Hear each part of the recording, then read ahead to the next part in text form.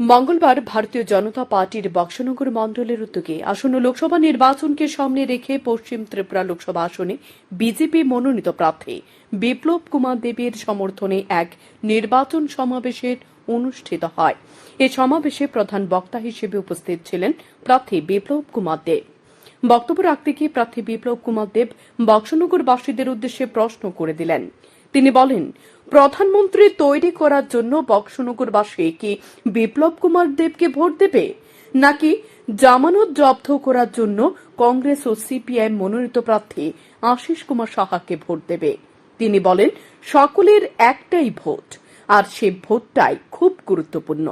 পরে তিনি নিজেই অবশ্য উত্তরটা দিয়ে দিলেন, বিপ্লব কুমারকে ভোট দিলে প্রধানমন্ত্রী তৈরি করবেন, আর হাত চিহ্নে ভোট দিলে জামানত জব্দের সঙ্গে থাকতে হবে।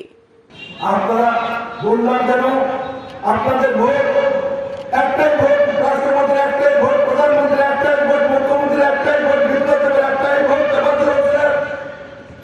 আপনাদের একটা ভোট, বর্ষবাসীর প্রত্যেকের একটা ভোটই হয়। আমি আজকে ভোট মূল্যায়ন করার জন্য বলবো, যদি পদ্ম বলে ছাড় দেন, যদি বিপ্লবকে ভোট দেন, তো প্রধানমন্ত্রী তৈরি করবেন। আর যদি ভাব চিহ্নে ছাড় দেন বর্ষবাসী, তো জামানত জব্দের সঙ্গে থাকবেন। এবার চিন্তা করুন, জামানত জব্দ হওয়ার জন্য থাকবে, না দেশের প্রধানমন্ত্রী বানানোর জন্য থাকবে?